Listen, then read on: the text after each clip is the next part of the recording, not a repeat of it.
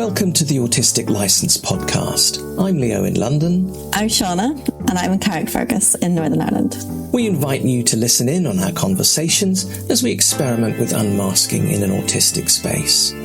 We talk about what it means to discover we're autistic as adults, especially with established careers as therapists. We want people to know that autistic therapists exist and to broaden the conversation about neurodiversity. You're so welcome to join us, whoever you are and wherever in the world you are. We hope you'll find something of interest and connection here.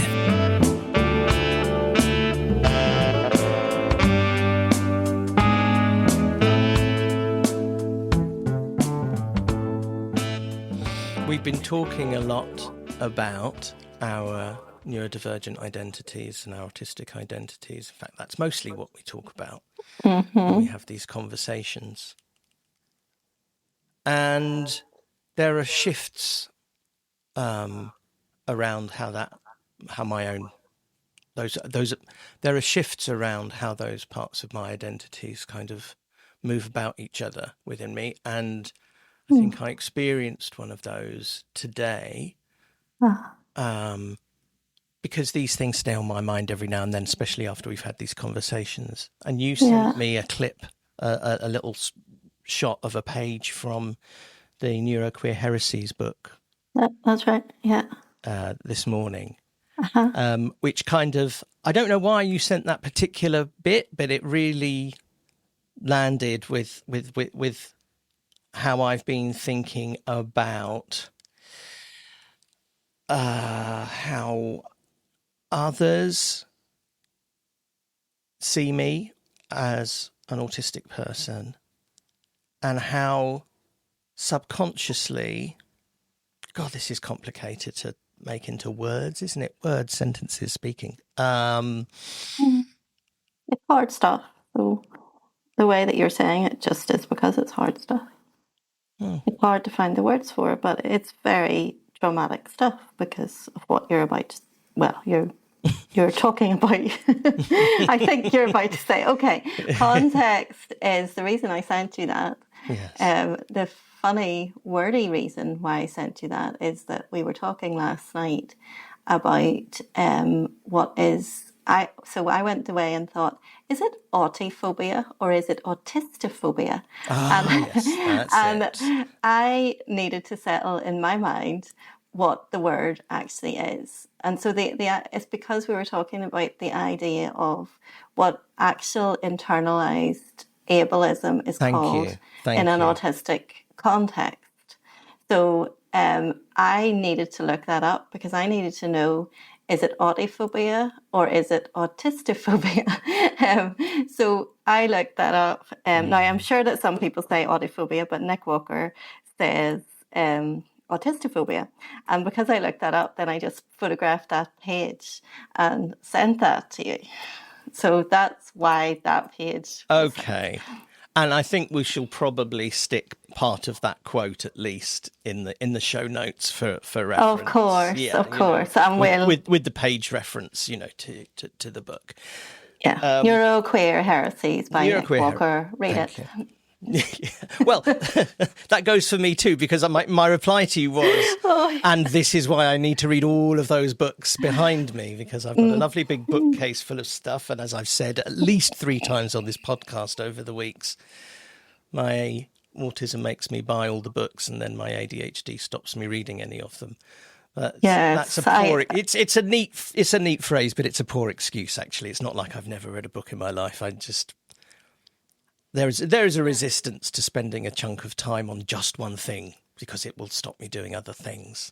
And it's a fallacy. It's nonsense. Well, I think I'm going to have to follow through on my threat to start sending couriers to your house to take them away. To take them to me. And then, in so doing, they will get some movement. And yes, there'd be scarcity anxiety will probably kick in, and I'll start devouring them quickly before they disappear. That's not a bad idea, to be honest. Yeah, well, I mean, I'm half serious. I know you are.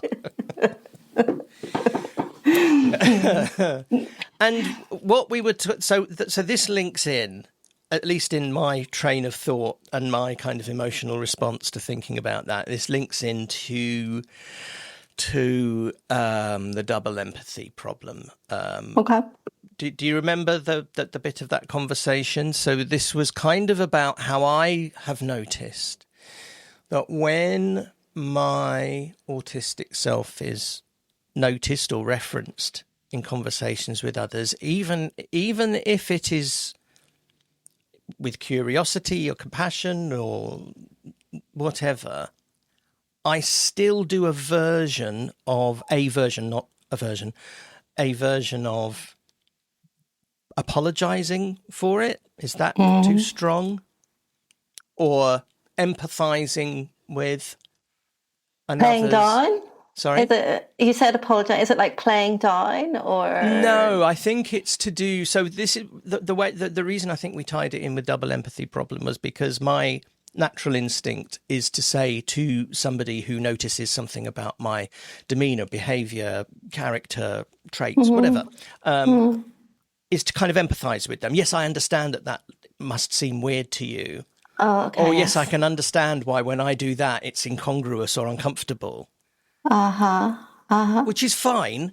It is that's a conscious social skill in being able to, empathize, put yourself in the other person's shoes and see how you are to them and let them feel comfortable that you understand that, even though what it's doing is highlighting difference. But it's rarely mutual, if ever.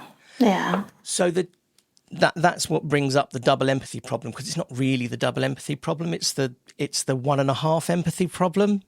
Or it's single, like the autistic person is more empathic than the non-autistic person. And the reason for that is it is statistically sensible. We have much more exposure to neurotypical people than neurotypical people have exposure to autistic people.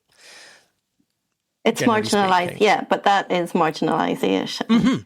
And you're saying it in a kind of those poor neurotypicals, they're not exposed to. No, I'm not. People, so they can't learn.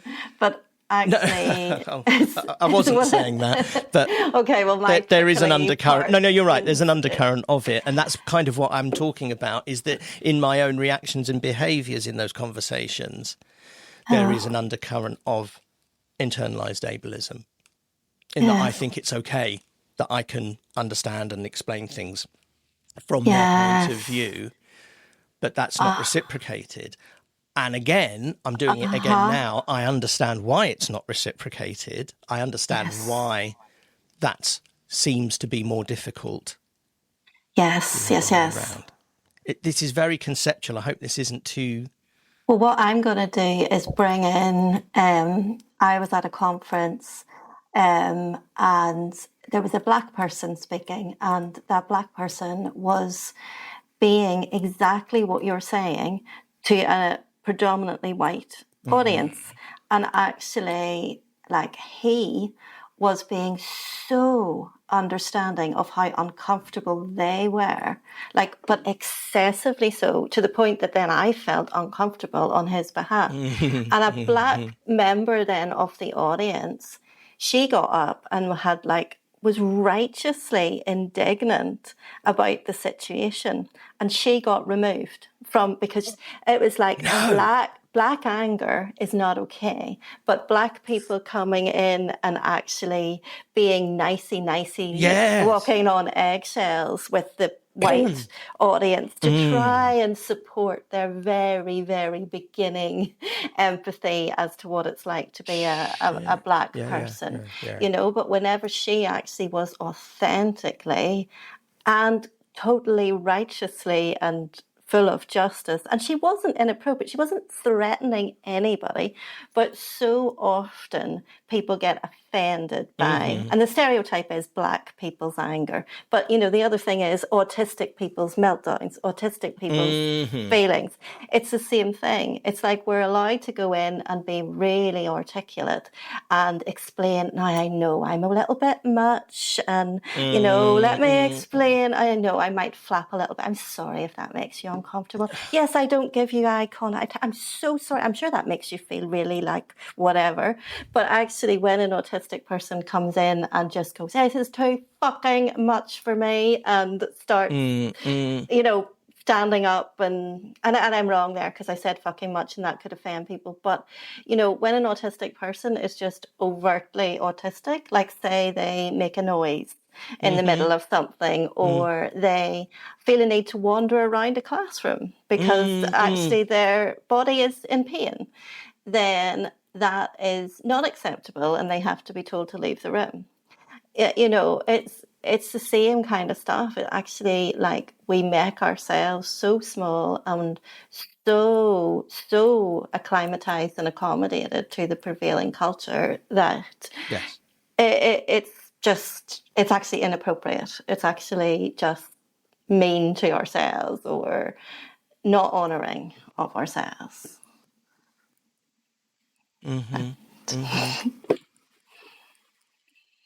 I'm pulling up the quote just to see if there's anything that I want to kind of... Yeah, I ran away with that, actually. No. Beautifully, what you did was contextualize that in the real world. And maybe you've just now done a version of what you were describing. You kind of you apologized for running away with it. And I wonder if what you meant by running away with it is you got quite angry. I did. And I kind of was just like, because I didn't want, on your behalf, I didn't want you to play something down and make it more palatable or, more polite, when actually it's offensive to be treated with Autistiphobia. I haven't actually decided which one I prefer. I know which one Nick Walker uses. I haven't decided whether I prefer. If you say autophobia, though, that sounds... Autophobia sounds like an automatic phobia, generally. Yeah. It sounds like auto. So I'm guessing that's why they... Autistic Yeah, I think that's probably why they settled on the longer one. Yeah, probably. I'm going to quote... I'll read the quote out and we can put it in if we want to. Shall I? Yeah, okay. There's a siren again outside my window. I can't hear. Maybe that's useful. The idea that an autistic person can be somehow separated from the autism is an autistophobic fantasy. It's a fantasy that appeals to those whose autistophobia runs so deep that on some level they see being autistic as incompatible with being fully human, and therefore can only see an autistic person as human by pretending that there's a non-autistic... Sorry.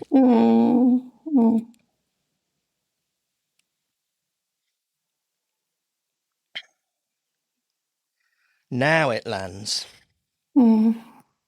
And therefore can only see an autistic person as human by pretending that there's a non-autistic version of the person somehow hidden under the autism.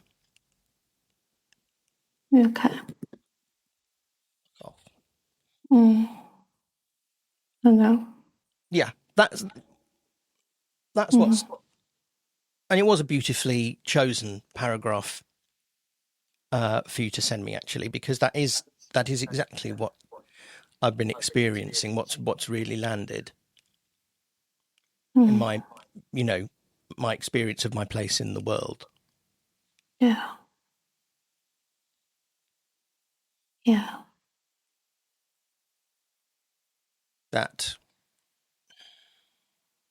And I'll bring in my therapist head here as well, because in my practice, this happens so often that an autistic person, perhaps speaking professionally at least to another autistic person for the first time, i.e. me, means that we get to focus on our autistic experience fully. And that's uncomfortable if you haven't done that before. And the reason I bring that context up is because what I will hear some of these people saying to me is, but I don't want everything to be about my being autistic. Oh, yeah. And I get that, because whatever your difference is, or the thing that marks you out either to yourself or others, you don't want to only be identified. You don't want that to be your entire identity. In fact, to go back to that quote, to be fully human. Yes. But in the opposite way round, you don't want that to be the only thing that is. So there's a discomfort about making all the conversation about a person's autistic experience. So they may well say to me, I don't want everything to be about autism. I don't want everything to be about me being autistic. And my response to that is it isn't, but it also is, because everything you experience as an autistic person. Yeah. And so there's an acceptance to be had of both sides of that coin. On the one, and this is happening to me right now and has been for a couple of years, part of that acceptance of me as an autistic person is that everything that I experience is an autistic experience, because that's what I am, just as I experience everything as a white human or as a male. It's as intrinsic as any other label that I might apply to myself. And therefore... And identity. Any other identity? Yes. Any other? Yes. Yes. Yeah. Yes. Yeah. And but we are used to probably all the very visible things about us, such as our gender or our perceived gender, that it's taken for granted almost, and it's all it's totally intertwined in our language about how we refer to people and their experiences, but through the prism of their identities in whatever layers. What we're not used to is talking about our autistic. Well, I am, because it's what I do for a living. But it's talking about our autistic identity as being as profound as any of those other things, any of those other strands of our identity. Yes. And that's uncomfortable for people. And so that's why the intervention for me in therapy is it doesn't comprise your entire identity, but everything is about your experience as an autistic person, as well as gender, all the other markers, race, culture, etc., etc. Yeah. Yes. Upbringing, attachment styles. Could go anywhere with that. Yes. Because Lana said to me really recently, do you and Leo talk about anything else apart from autism? And I said to her, well, we might kind of consciously talk about it in a kind of a way that brings words out of it. But of course, we talk as autistic people. And I said to her, it's the same as me and you, and her. Yes, we don't talk about autism, really, but we are autistic. So everything that we talk about is autistic. Yes. And everything the way that we do things is autistic. But what's different is that we are finding the words and making it explicit. And she wanted to push a little bit more on that. And I said I saw a friend on Sunday, and I spent 3 hours with my friend, and my friend is a therapist. And I said, well, in the same way, and she said, and then she was pushing a bit harder, and she said, well, tell me this, do you ever have a conversation where you don't talk about autism? And I said, well, I mean, that's hard too, because what about this example of my friend? I was with her for 3 hours, and Lana knows this friend, and I was like... And this friend is a therapist, as you said, but is neurotypical. But it's neurotypical. Yeah. Okay. Yeah, and I said, but with her, I can't say that we ever have a conversation that doesn't reference the fact that we're therapists. But you wouldn't ask me, do you talk to her about anything other than therapy? That doesn't say that it's not context. It's not, I guess that's identity. And it's role. Maybe it's not identity. But we both have done this for a long time. So, it's something that's there. But our whole relationship, our whole friendship is not about being therapists. But it's not fair to kind of say, oh, is that all you two talk about? Because it's absolutely not. We talk about many, many, many things. So, it's maybe not exactly the same, because obviously being a therapist is not the same as being autistic, but it was trying to get across that actually, when people get talking, if they've got a common interest, that will usually feature, but it's not all that it is. But everything that they say goes through those lenses. And I guess for me, that's the therapist thing. When you have a friend who's also a therapist, the way that you talk is flavored by their therapeutic awareness. So my friend will talk to me as my friend, and she's obviously applying her vast experience as a therapist to me and my well-being and my situation as I am with her. So you can't separate from that. Well, I guess a better way to talk about that with it's a female friend is, let's take away the therapist thing and let's talk about as women. Me and her can't talk to each other except through the identity markers as women. And of course, we'll talk about our experience with health and well-being as women, primarily in a different way than what I will talk to you about. That doesn't mean that all me and her talk about is the fact that we're women, but it is arbitrary to say, is that all you two talk about? Because no, it's not, but it's always there. It's always...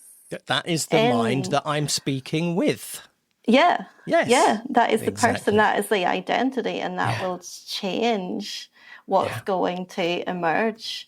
But the bits about specific women's experience are not the only thing in the relationship, but we might find words to describe them in the same way as you and me might find words to describe being autistic. And so beautiful. That's exactly the right analogy there, because again, it's explicitly visible, your gender in this particular case. It's not, I know it's not always, but it's not. It doesn't need to be challenged, because as we know, it's just built into the language in a way that neurodiversity isn't yet. I mean, we have language and it's developing. It's brand new, comparatively speaking, and therefore it feels incongruous. And I know that there are people around, autistic people, who are especially late diagnosed as adults, as we are, where that is a sudden change, a sudden visible change in how we are, how we explore and lean into that identity and accept it and talk about it in a way that we didn't before. Yeah. And that is uncomfortable for some people. Yeah. And, at its... Well, I don't even know if it's extreme, but autistophobia is a description of a seemingly natural aversion to somebody displaying too... I'm from the neurotypical person's point of view. Too much. Why does everything have to be about that? And it's not that everything is about that. It is that everything is through that. And it's... Oh God, it's really, this, I just am so, I'm so into words, you're so into words as well. But earlier on, you said a version, and you said a version. Yes. And I was going, but a version works as well. Yeah, you're right. Now, Of course. There 10, it is 15 again. There it minutes later, actually is. You've said it as a version, which is actually accurate. Thank you, Freud. I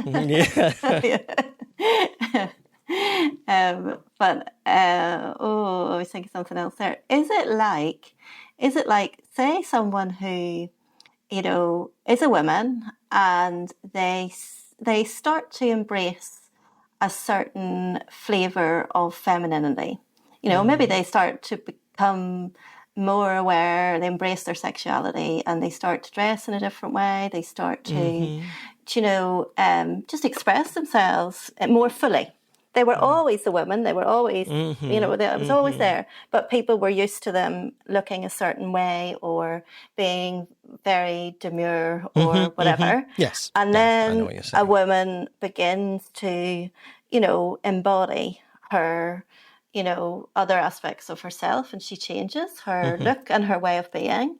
And people are like, oh, tone that down. Don't like that, actually, I like the version that you were before. That didn't really threaten me. That didn't, you were just fine like that. What are you doing? And it's like, actually, they're invalidating who she certainly is now and who she maybe always was, but was not able to express, because she was suppressed and shut down.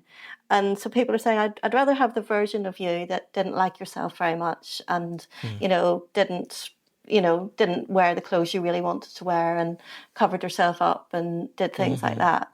It's kind of the same, because that is who that person really was. You've always been autistic. You just have been masked and shut down. That's right. Yes.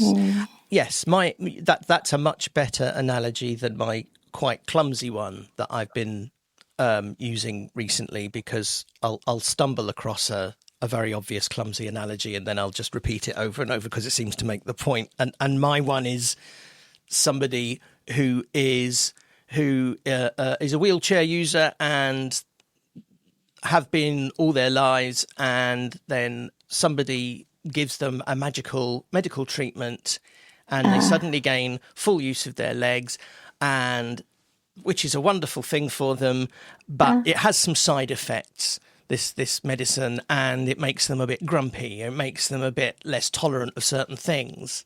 Nobody would say to that person, actually, could you stop taking that medicine now and go back into your wheelchair? I much preferred you then. You wouldn't do that. You wouldn't do that. And again, we're back to visible and invisible disabilities as a... but you might imply it. Some people may not actually explicitly say that to that mythical person, but they might. The mythical word just reminded me of my two other new words. Yes. I know exactly what you're talking about, and yes, I'll make a little note, and we'll come back. Okay. People might not actually say that, but how many people actually get treated that way? Yeah. Whenever something, like any operation that people have that, just allows them to live more fully, like your examples, it's not a bad example. Actually, I've got a real one, haven't I? I have had weight loss surgery. Yeah. And actually, I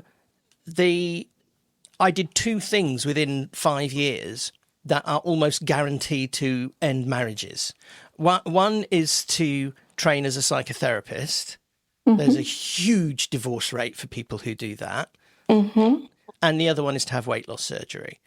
Both of those have, I believe, and I need to check this and edit this stat out if it's wrong, a higher than 50% rate of relationship failures.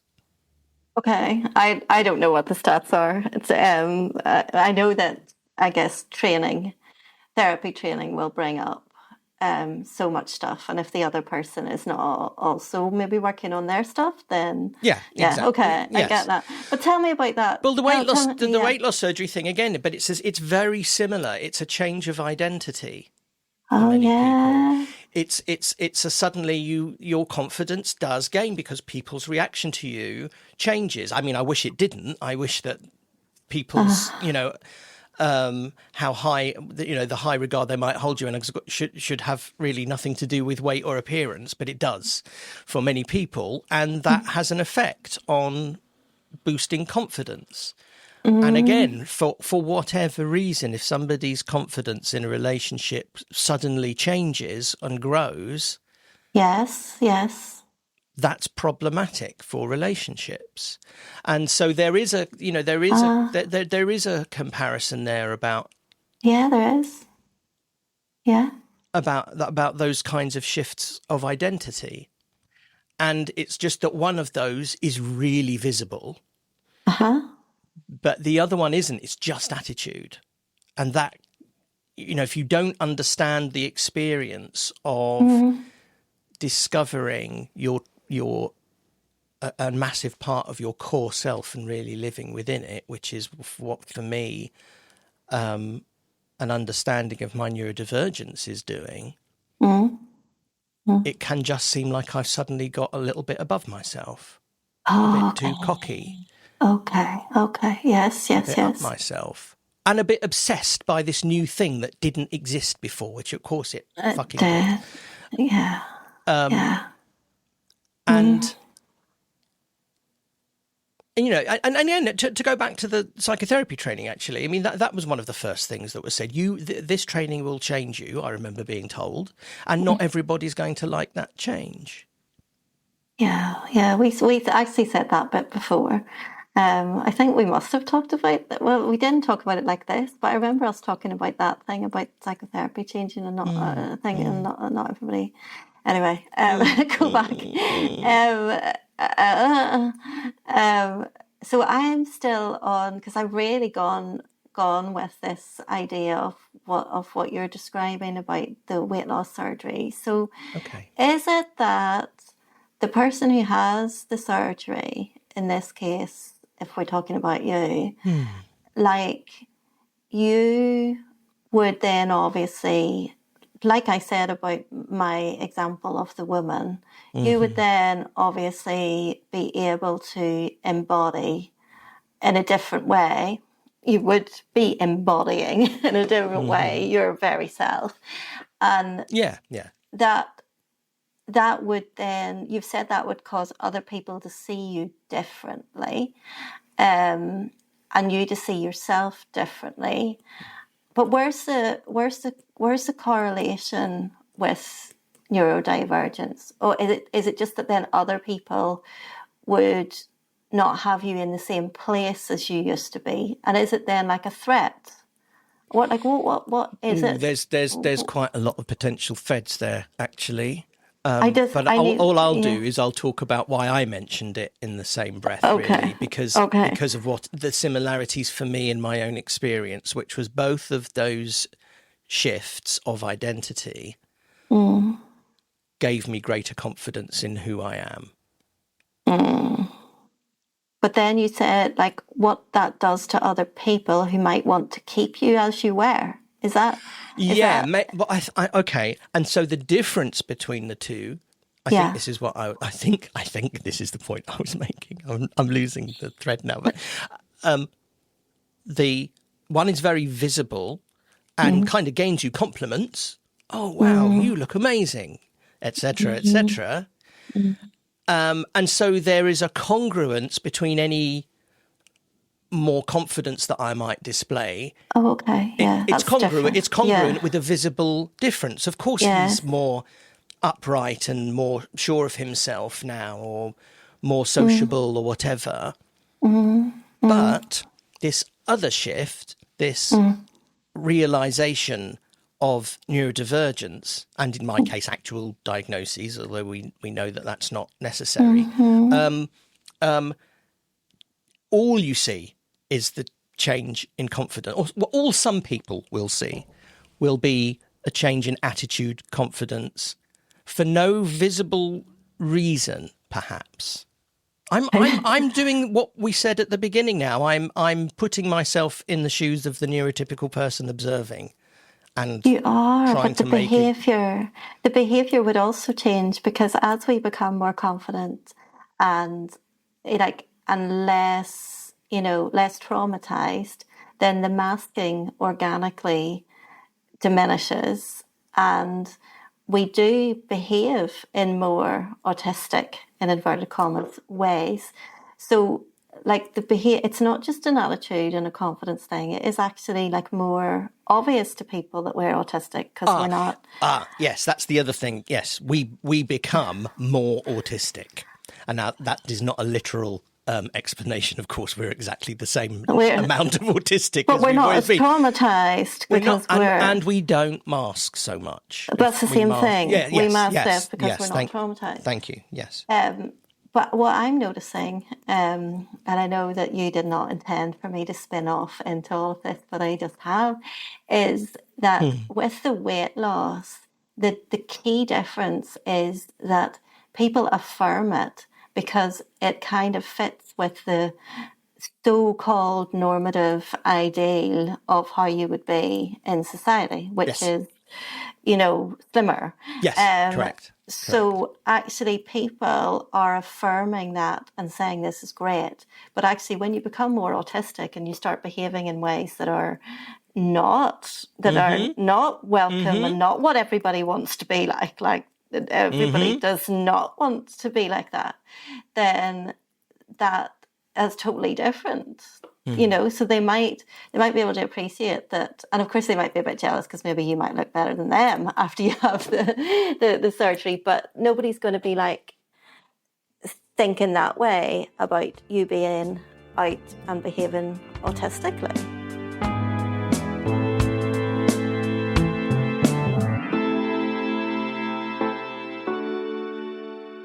Two things then that have come out that to cycle back. One, I made the note that you've got two mythic related words that you wanted to talk about. I can't believe I actually said to do that. It just felt really like. But it was exciting for you.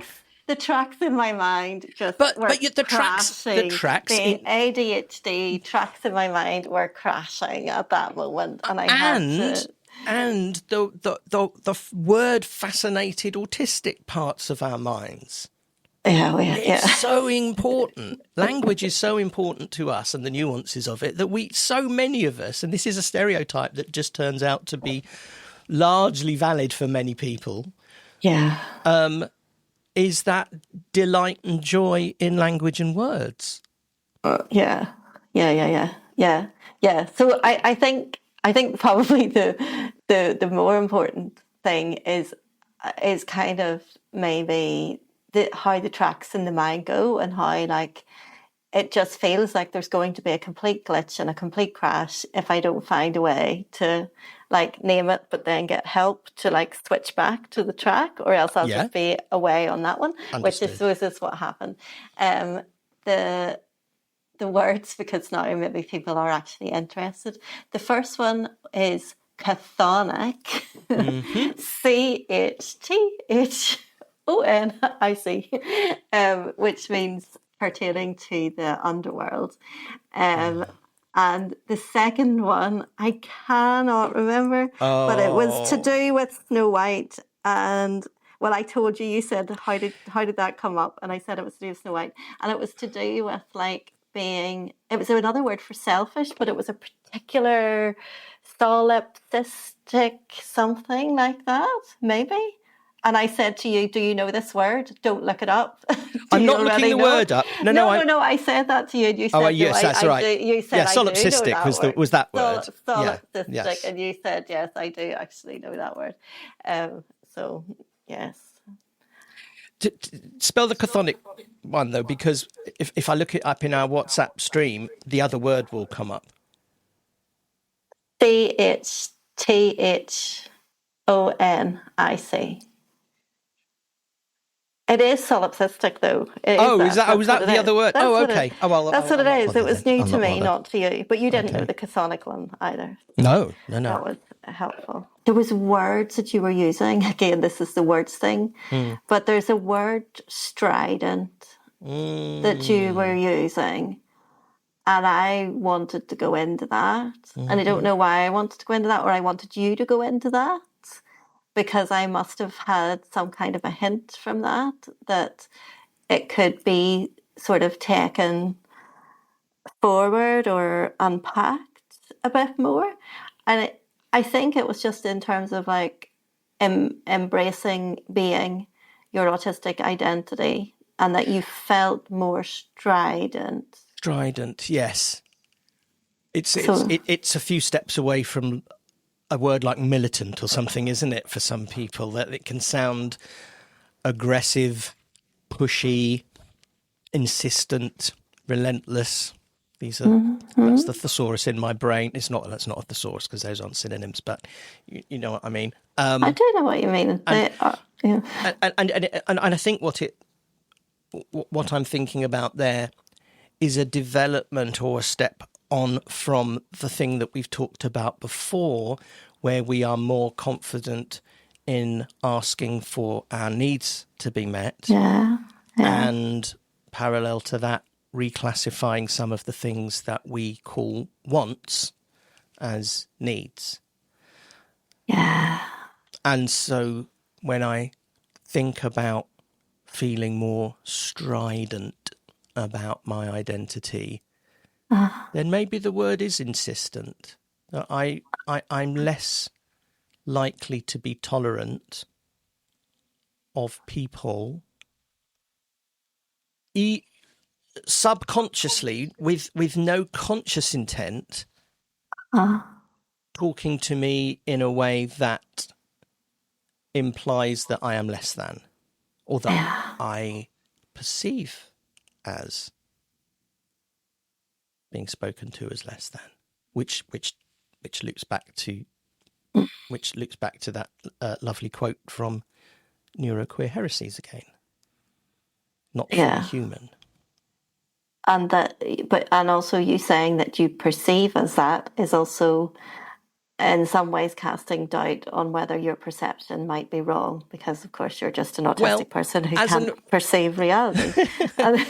You could argue that. I think I would just broaden it out as to say, as a human being, I can only rely on my perception, and I cannot rely that's because it's by definition subjective and not objective. There is no objective truth, etc. Yes, you will always be more reasonable than me, and I will always say the most provocative and offensive versions.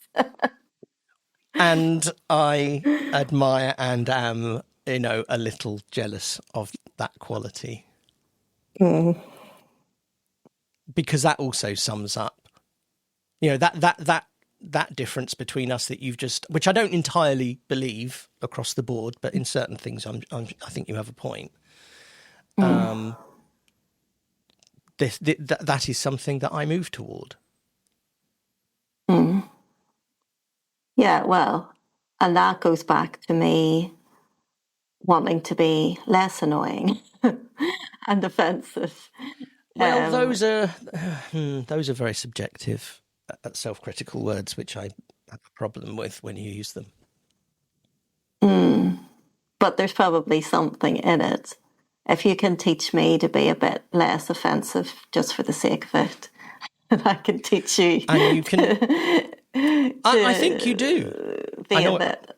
Yeah, I don't know what the equivalent is. Well, let's put it this way. To say it like it is. What I've been talking about so far for the last half an hour or so is directly related to our friendship and what I get from you.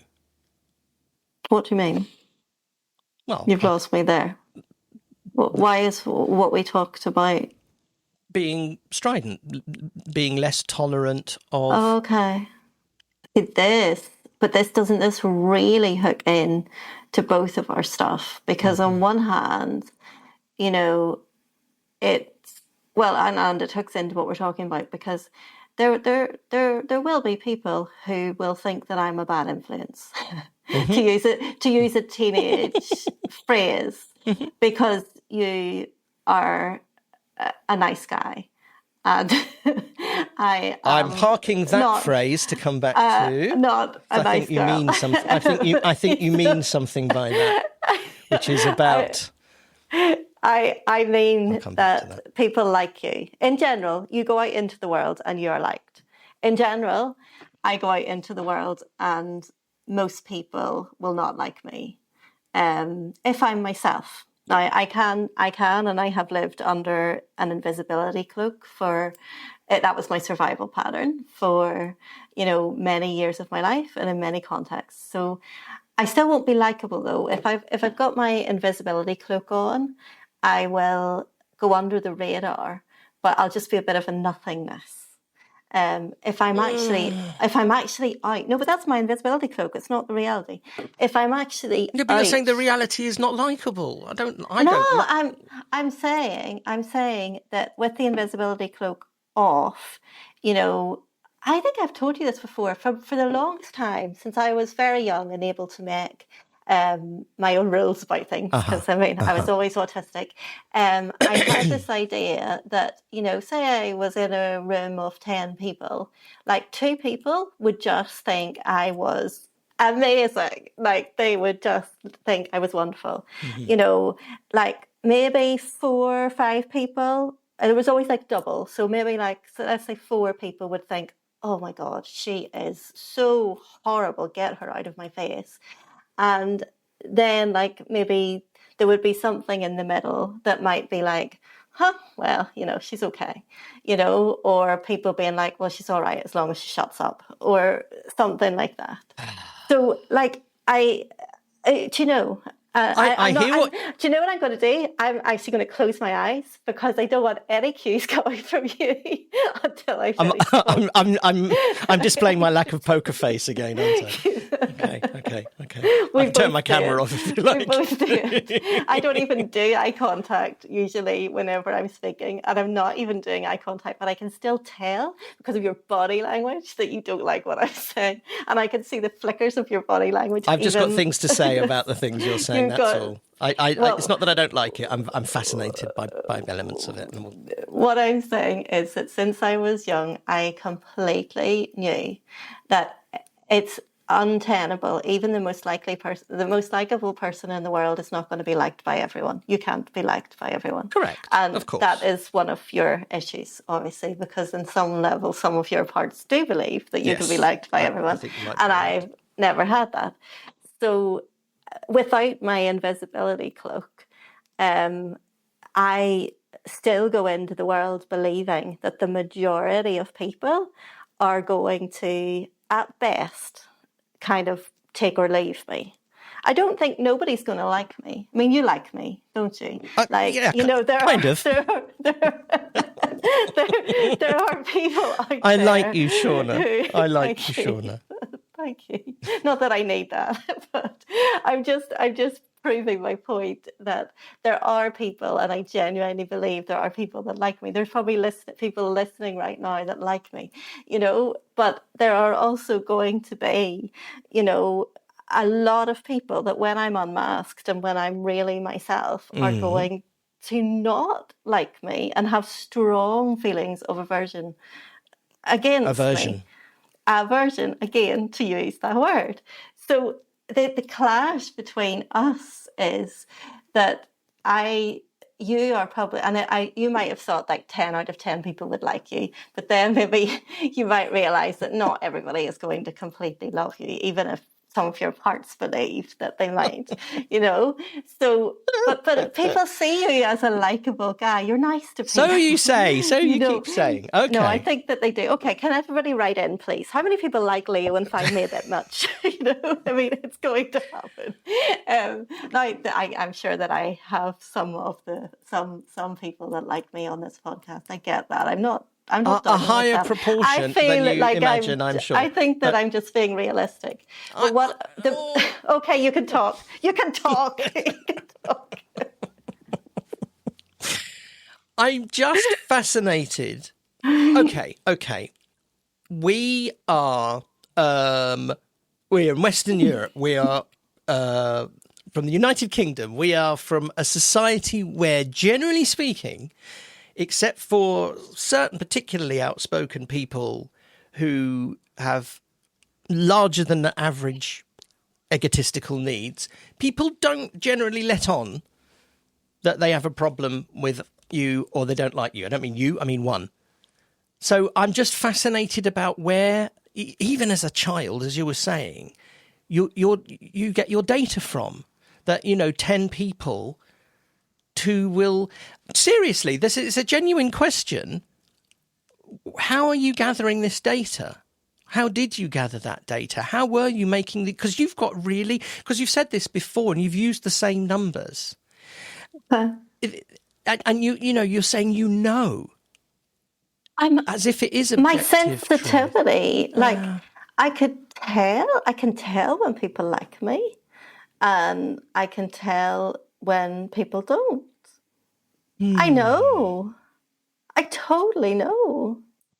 And I really respect like 6-year-old me or whatever age it was, where I made those. I made. I really got that. Like I probably literally looked around a class of 30 and was able to kind of go, okay, here's the statistics here.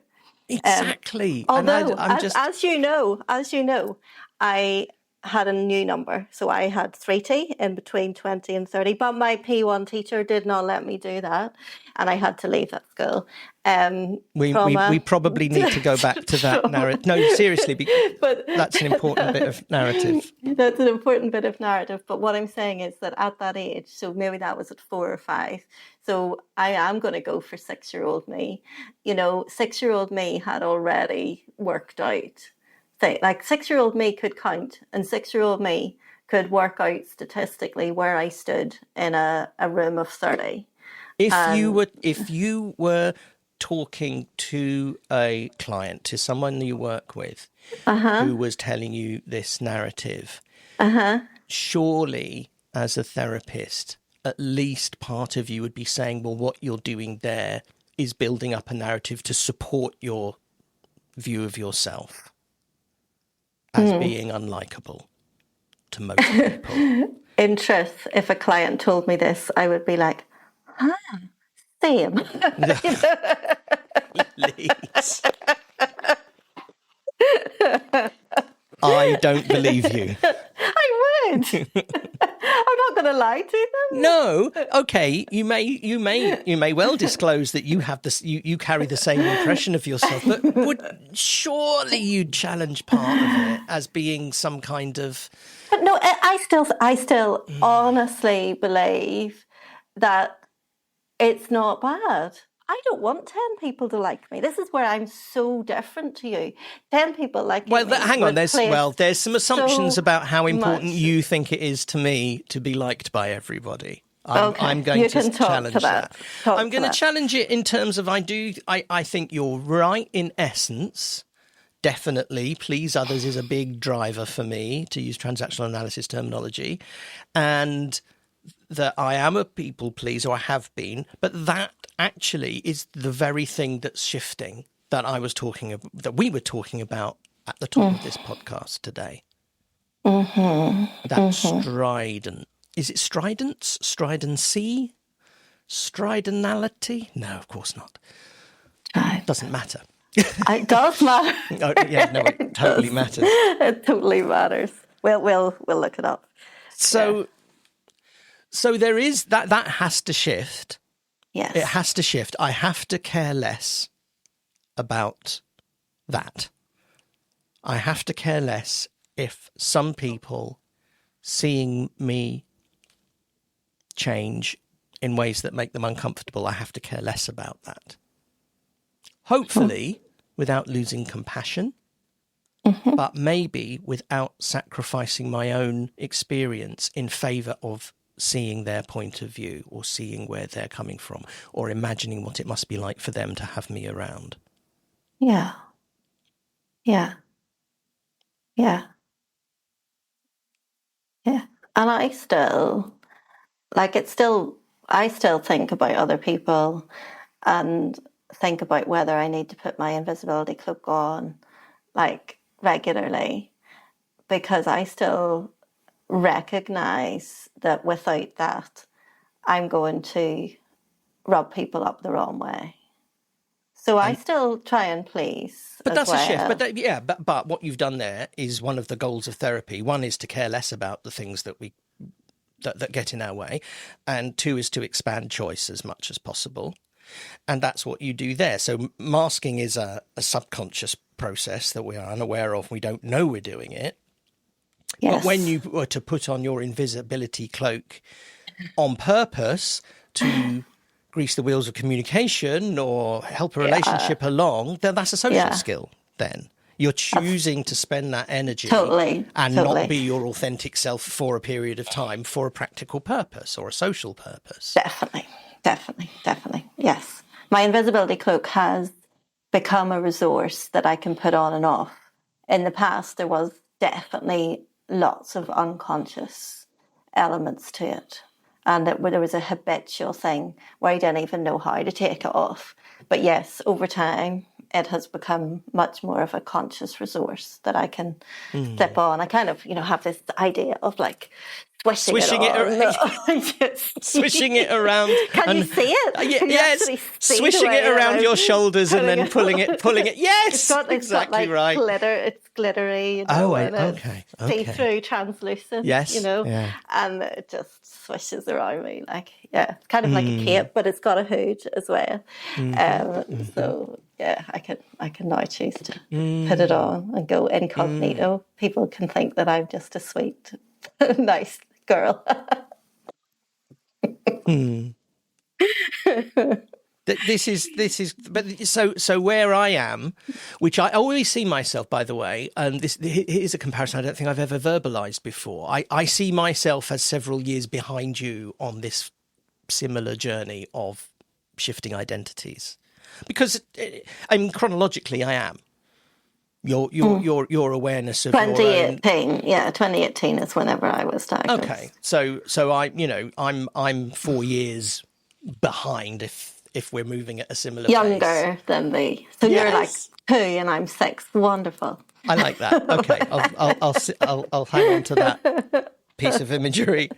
And so I am not at that bit yet. I don't think, generally speaking. I'm sure there are exceptions where I am relishing the newfound social skill of putting on my invisibility cloak. I am still at the stage before that of fully exploring and accepting the fact that I'm different. You're 2. So you're 2. So 2-year-olds kind of do know a lot, So 2-year-olds are like learning how to say no. They're like, you say something to them, they go, no. No. That's it. Leilani used to do this with her finger. No. Even though I have no experience, of that looked like an uncannily accurate impression of 2-year-old Lana. Oh yeah. But it also is like what you're doing now in your autistic journey. You're being a 2-year-old. Yeah. A 2-year-old toddler. Yeah. Exploring, pushing at boundaries, taking risks, and yeah. Well, that's really nice. Who knew that was? Well, I guess you did. That was going to turn out to be such a useful analogy. No, I didn't know. Of course, I didn't know. I just know my those things just obviously come to me because I studied all that stuff and because I had Lana. But but that's interesting because then if I get to be 6, then I get to be at that stage whenever I'm recognizing my place in the world and my 10 people rule. You see, that's 6-year-old me. So you say it fits.